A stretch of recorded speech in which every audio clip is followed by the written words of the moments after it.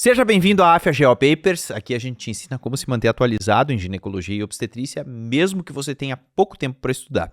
Eu sou o Jader Burtê e hoje eu vim conversar contigo sobre toxoplasmose na gestação, que é um tema que às vezes gera muita dúvida, né? E às vezes tanta discussão, né? Poxa, encaminhei paciente, mandaram de volta, como é que funciona isso? Como é que se interpreta o resultado das sorologias para toxoplasmose? Então o objetivo é a gente fazer um bate-papo, né? Um bate-bola, né? Bem descontraído, bem despojado, bem tranquilo, né? Sobre interpretação de sorologias e também o que fazer, como agir corretamente, né? Frente a essas situações.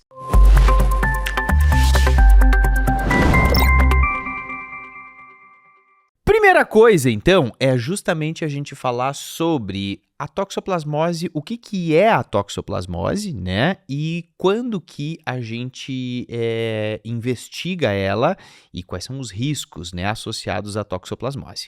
Gente, a toxoplasmose, ela é causada por um protozoário chamado Toxoplasma gondii e esse protozoário, na verdade, ele acaba tendo um hospedeiro que é o gato, né? A gente sabe que os felinos, né, são hospedeiros e a gente sabe que pode transmitir através das fezes, né, desse animal.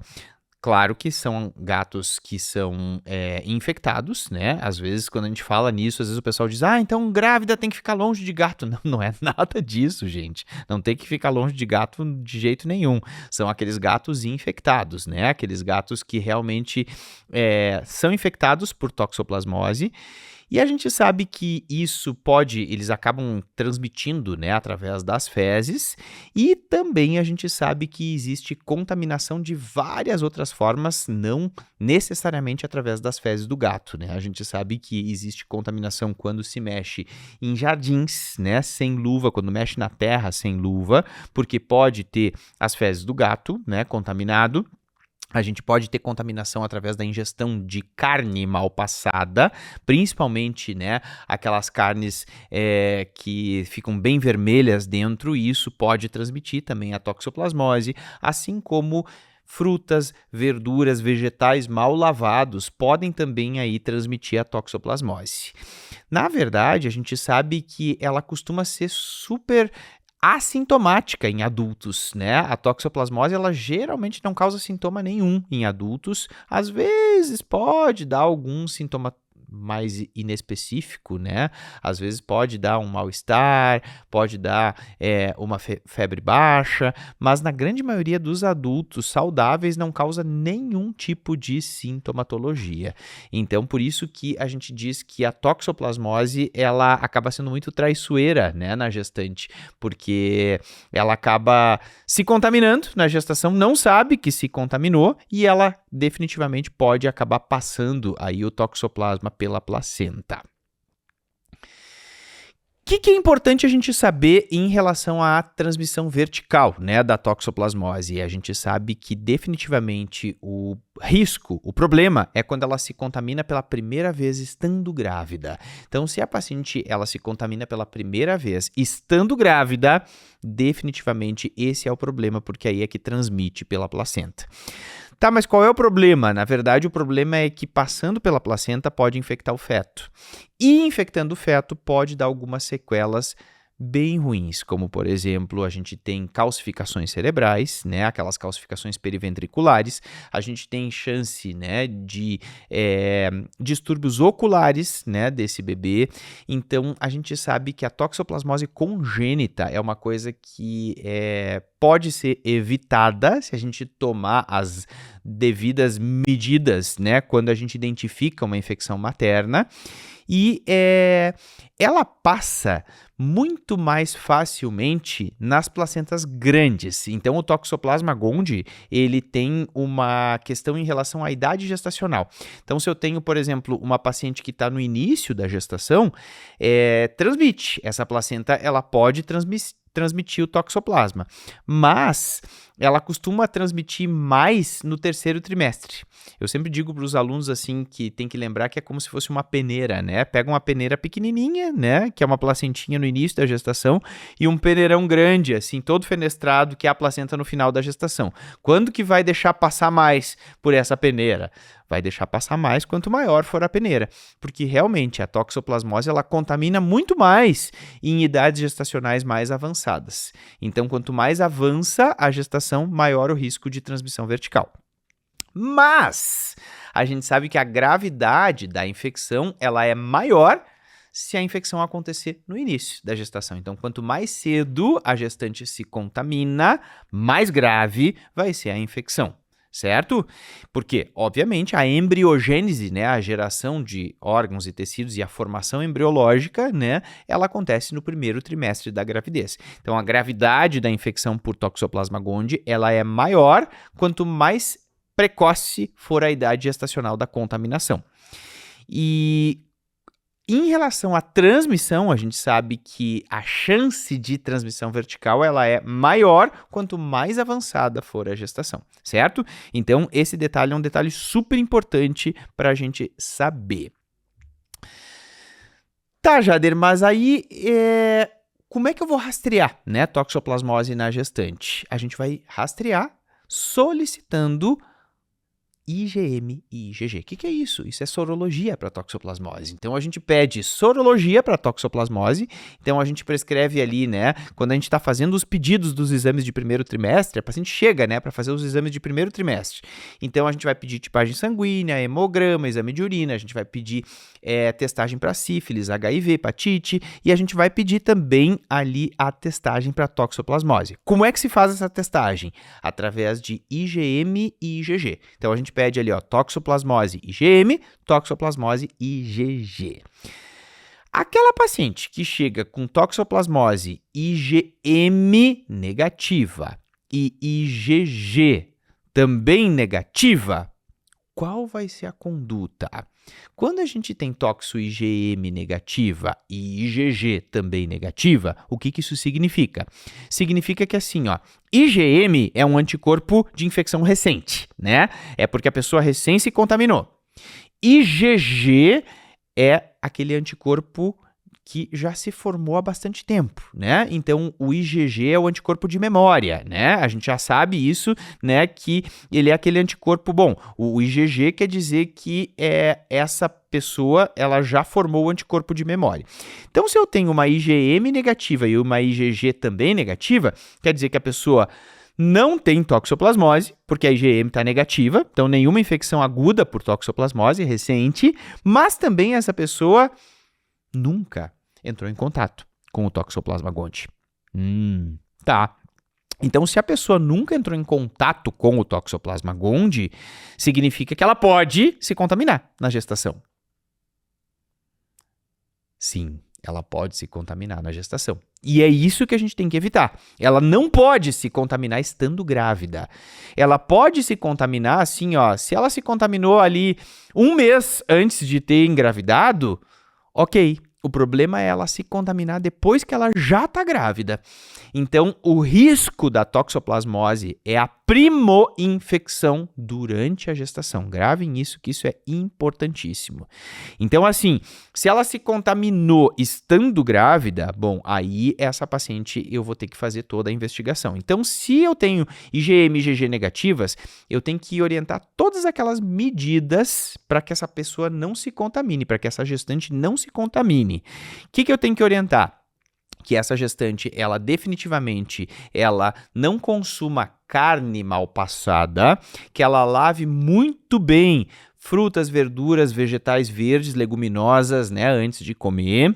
Eu tenho que explicar para essa paciente, isso é super importante, né, que se ela for mexer na terra, em jardim, que ela use luvas.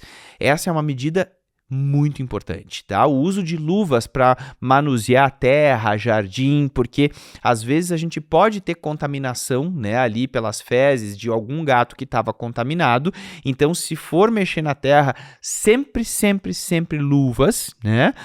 E se tem gato em casa, também imprescindível que ao trocar, né, a caixinha ali com as fezes do gato, que ela use luvas, certo? Isso são medidas muito, muito, muito importantes.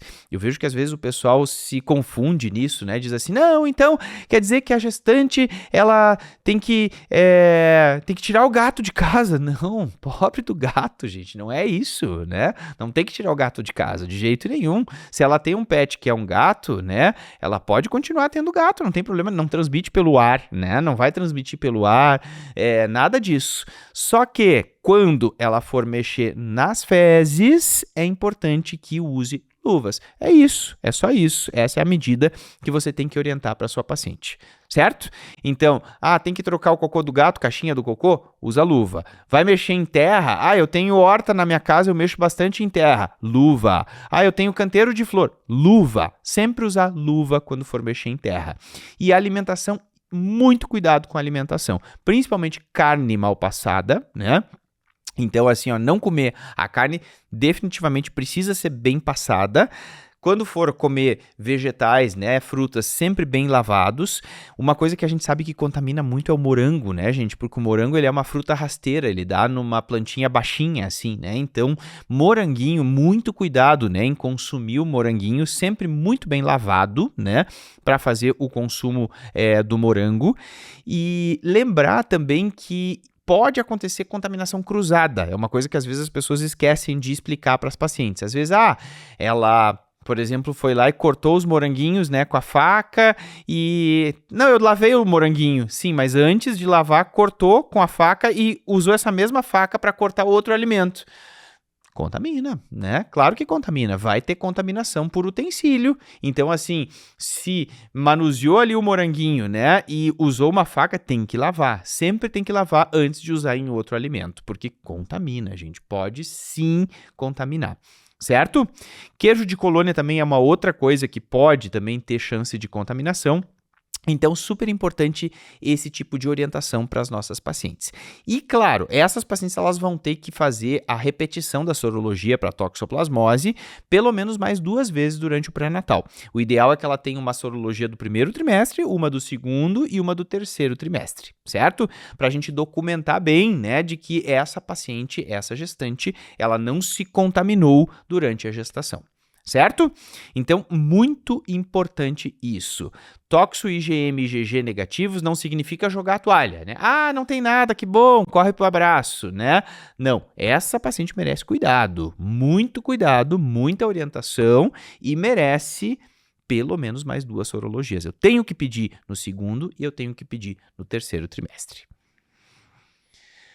Tá, mas e aquela paciente que tem uma IgM negativa, mas a IgG para toxoplasmose é positiva? Ela chega lá para trazer o resultado dos exames de primeiro trimestre, né? E ela tem uma IgG positiva com M negativa. Qual é a interpretação disso? Certamente essa pessoa, ela já se contaminou pelo Toxoplasma gondii. Ela já entrou em contato. Às vezes tinha gato na infância, né? Ou por alimentação. Essa pessoa com certeza já entrou em contato com o Toxoplasma gondii. O IgM, que é o anticorpo de infecção recente, já negativou e a IgG ficou positiva para o resto da vida.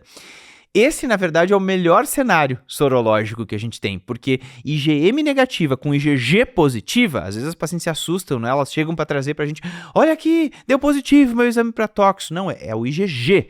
Se é o IgG, maravilhoso, quer dizer que você já entrou em contato e agora você já tem os anticorpos de longa duração, né, que é a IgG, que são os anticorpos de defesa. Então, essa paciente, ela não tem aquela chance, aquele risco, né, de ela se contaminar. Essa paciente, a gente diz para ela que não precisa repetir mais a sorologia. Se ela se contaminar, ela já tem o anticorpo de defesa, ela já está imune, né? Então, esse é o melhor cenário. De todos os cenários sorológicos para toxo, esse é o melhor cenário. Tá, Jader, mas ela não pode se recontaminar na gestação? Ela pode se recontaminar, mas o problema é a primo-infecção estando grávida, certo? Mas é claro que toda regra tem sua exceção. E o Ministério da Saúde, na diretriz de 2022, deixou muito claro isso. Quais são as exceções à regra? Olha só que interessante. aquelas gestantes que têm algum grau de imunossupressão, por exemplo, se elas têm HIV, né, uma gestante que convive com HIV, né, o vírus HIV. Bom, essa paciente ela tem um fator de imunossupressão. Essas pacientes que têm algum fator de imunossupressão, ou, por exemplo, ela tem uma doença reumatológica, que ela tem que usar corticoide cronicamente, né? Qualquer tipo de fator, ou ela é transplantada, né? Precisa usar um imunossupressor. Se essa paciente tem algum fator de imunossupressão, essas pacientes elas podem ter risco de toxoplasmose congênita se elas se contaminarem de novo. Ué, mas não é só na primeira vez que contamina? Isso para a população imunocompetente. Para a população que tem imunossupressão, o risco é baixo, mas pode acontecer, né, dela se contaminar nessa gestação e pelo fato dela ser imunossuprimida, essa paciente tem chance de ter transmissão e toxoplasmose congênita. Então, olha só que interessante, para as pacientes que têm IgM negativa, mas IgG positiva e têm fator de imunossupressão, essas pacientes têm que receber as mesmas orientações como se elas tivessem as duas negativas. Então, a orientação em relação à alimentação, as mesmas orientações em relação ao uso de luvas para manusear terra, né, ou a caixinha ali com o cocô do gato, ela tem que sim se cuidar, porque a gente sabe que pode ter risco, mesmo com IgG reagente, com IgG positiva, certo? E essas pacientes a gente tem que repetir a sorologia também, pelo menos mais 2 na gestação, né? Então, pelo menos mais uma no segundo trimestre e mais outra no terceiro trimestre. O ideal é que elas tenham pelo menos 3. Ah, mas pediram 4 vezes, tudo bem, não tem problema, né? Mas o importante é que tenha pelo menos 3 sorologias para toxoplasmose, então, nesse grupo populacional. Então, gente, esse era o meu recado. O objetivo era realmente a gente poder discutir a maioria dos casos que a gente recebe no pré-natal, né, de resultado de toxoplasmose. Vai ter ali a IgM e a IgG, e a imensa maioria dos casos vai ser IgM negativa, né, com IgG. Ou negativa ou positiva. E essas são as orientações que a gente precisa dar para as nossas pacientes. Lembrando que, se a paciente tiver algum fator de imunossupressão, lembrar que ela pode sim ter risco nessa nova gestação e essa paciente definitivamente também vai ser manejada como se ela fosse IgG negativa. Certo? Quem quiser entender um pouquinho mais sobre aquelas pacientes que dá IgM positiva, que aí a gente vai ter que pedir a avidez, né? E falar também sobre os tratamentos que são feitos e a pesquisa da infecção fetal, que aí precisa fazer a amniocentese, né? Pedir o PCR do líquido amniótico para o Toxoplasma gondii. Eu convido para entrar, então, na nossa área do aluno, que ali a gente vai entrar naquela parte mais específica mesmo, né? Aí, de medicina fetal, que a gente entra na parte específica de investigação fetal, de tratamento fetal e de interpretação aí dessas sorologias, certo? Muitíssimo obrigado e sigam acompanhando aí os conteúdos que a gente está sempre postando, porque o objetivo é realmente a gente estar sempre trazendo conteúdo novo e trazendo não só a parte de conteúdo, né, mas também discussão de caso clínico e recebendo também, né, aí os casos clínicos que vocês nos trazem sempre por feedback. Muitíssimo obrigado.